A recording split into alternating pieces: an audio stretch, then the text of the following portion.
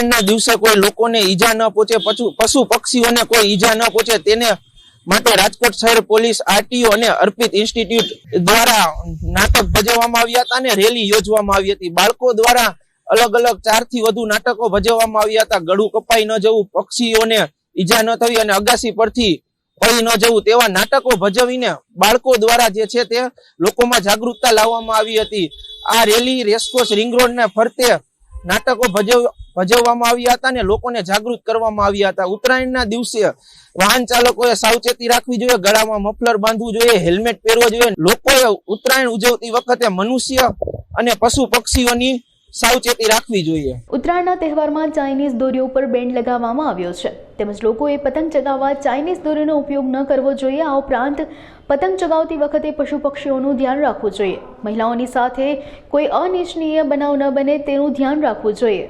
उत्तरायण के त्यौहार आ रहा है और उसमें चाइना डोरी का बहुत ज़्यादा इस्तेमाल होता है, वो बैन है और उसका एक क्लियर मैसेज देने के लिए अर्पित इंस्टीट्यूट, आरटीओ और राजकोट शहर पुलिस ने आज एक रैली के माध्यम से मैसेज दिया है कि चाइना डोरी का इस्तेमाल ना करें और पतंग उड़ाते हुए पक्षियों का ध्यान रखें और साथ साथ में ह्यूमन में कोई भी ऐसे अनिश्चित बनाव ना बने उसका ध्यान रखें और सबका उत्तरायण सेफ हो। Happy Uttarayan. Thank you so much. ઉત્તરાયણનો તહેવાર લોકો ખૂબ સારી રીતે ઉજવતા હોય છે, ત્યારે ઉત્તરાયણના તહેવારમાં ઘણી વખત એવા બનાવ બનતા હોય છે જેના કારણે લોકોના ઘર બેઘર બનતા હોય છે। તેમજ આપણો પરિવાર છે તેમ પક્ષીઓનો પણ પરિવાર છે, તે બધાની જિંદગી બચાવવાની જવાબદારી આપણી હોય છે।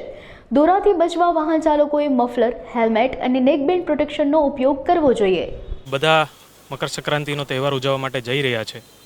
ઘણીવાર એવા બનાવ બનતા હોય છે કે જેના કારણે લોકોના ઘર બેઘર થઈ જતા હોય છે। ફક્ત અને ફક્ત કારણ છે કે તમારા ગળામાં દોરો આવી જતો હોય છે, પક્ષીઓમાં દોરો આવી જતો હોય। આપણું પણ પરિવાર છે, એવી રીતે પક્ષીઓનું પણ પરિવાર છે, તો બધાની જિંદગી બચાવવાની જવાબદારી આપણી છે। ખાસ સૌ મિત્રોને અત્યારે હાલ કહી દઉં કે રોડ સેફ્ટી મંથ પણ ચાલી રહ્યો છે, કે રોડ સેફ્ટી મંથની અંદર આપણે સૌ સીટ બેલ્ટ, હેલ્મેટનો ઉપયોગ કરે અને આવી જ રીતે જો કોઈ પણ ધાગાથી બચવા માટેનું જે પણ પ્રોટેક્શન હોય તો એનો આપણે ઉપયોગ કરીએ અને સૌની જિંદગી બચાવીએ અને આપણી જિંદગી બચાવીએ। જય હિન્દ, જય ભારત।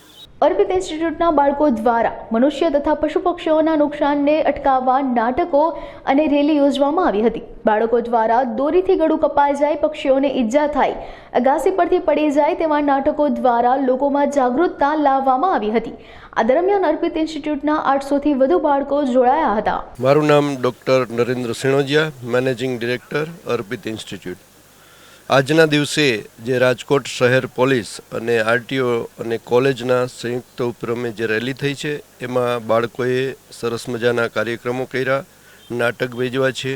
દોરીથી ગળું કપાઈ જાય, પક્ષીઓને ઈજા થાય, કોઈ અગાસી ઉપરથી કંઈથી પડી જાય, આ નાટક દ્વારા અમે આજે સમાજને મેસેજ આપવા માગીએ છીએ કે આ પ્રકારના જે ઇન્સિડન્ટ્સ બને છે એ સંક્રાંતના દિવસે આવા ઇન્સિડન્ટ્સ ન બને અને બધાનું તહેવાર ખુશીમય રહે એવી અમે આજના દિવસે આ અવેરનેસ પ્રોગ્રામથી સોસાયટીને, રાજકોટ શહેરને આ મેસેજ આપવા માગીએ છીએ। આશરે આ કેમ્પમાં અમારા દરેક ડિવિઝનના homeopathy medical college, nursing college, B Ed college, science college અને સ્કૂલના તમામ વિદ્યાર્થીઓ, આશરે 800,000 વિદ્યાર્થીઓ આ રેલીમાં જોડાયા છે અને સાથે સોસાયટીના ઘણા આગેવાનો, મીડિયાના મિત્રો, કમિશનર ઓફિસ તેમજ આરટીઓ ઓફિસ વગેરે જોડાયા છે। મેડિકલ ટીમ જોડાઈ છે, 108 એમ્બ્યુલન્સ સર્વિસ, બધાનો સહયોગથી અમે આજે આ સરસ મજાનો સોસાયટી માટે અવેરનેસ પ્રોગ્રામ કર્યો છે કે સંક્રાંતના દિવસે આનંદ કરો પણ ખૂબ કાળજી રાખો।